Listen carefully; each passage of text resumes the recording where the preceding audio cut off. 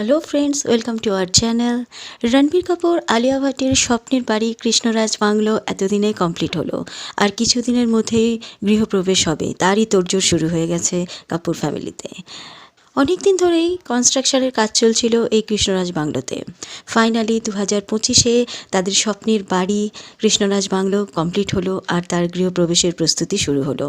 অনেক দিন আগে ছোট্ট রাহার নামে এই বাংলো রণবীর কাপুর আর আলিয়া ভাট করে দিয়েছিল। সুন্দরভাবে সেজে উঠছে কৃষ্ণরাজ বাংলো। প্রত্যেকের আলাদা আলাদা ঘর, ছোট্ট রাহার ঘরও সুন্দরভাবে সেজে উঠেছে। সবাইকে একসঙ্গে, সেই জন্য কৃষ্ণরাজ বাংলোয় একসঙ্গে দেখা গেল। প্রত্যেকেই এসেছে দেখতে, কারণ কিছুদিনের মধ্যেই গৃহপ্রবেশের কাজ হবে। সেই কারণে প্রত্যেকে এসেছে, সুন্দর করে সাজাচ্ছে, জমজমাট আয়োজন হবে এই গৃহপ্রবেশে। বলিউডের সমস্ত মানুষরাই আশা করি এই অনুষ্ঠানে যোগদান করবেন। তাদের ফ্যামিলি ফ্রেন্ডসরাও থাকবে।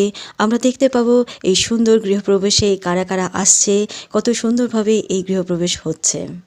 কাপুর ফ্যামিলির প্রত্যেকটা কাজই নজর কাড়ার মতো। প্রত্যেকটা মানুষকে অভিভূত করে তাদের এই সমস্ত কাজ। আর রণবীর আলিয়ার তো এটা স্বপ্নের বাংলো, যেটা তার মেয়ের ছোট্ট রাহার জন্য তারা করে দিয়েছে। ছোট বয়সে রাহা অনেক টাকার সম্পত্তির মালিক। তাদের এই ঘর গোছানোর বা ঘর সাজানোর কাজে সাহায্য করছে সোনি রাজদারও। সঙ্গে ছিল আলিয়া ভাটের মা, আলিয়া ভাটের বোন, প্রত্যেকেই। এমনকি দেখা গেছে মহেশ ভাটকেও। প্রত্যেকে মিলে সুন্দর করে সাজাচ্ছে এই বাংলোটিকে। গৃহপ্রবেশের দিন কি হয় আমরাও দেখতে পাবো। দেখতে থাকুন, আর ভিডিওটা যদি ভালো লাগে একটা সাবস্ক্রাইব করে দেবেন। ততক্ষণের জন্য টাটা।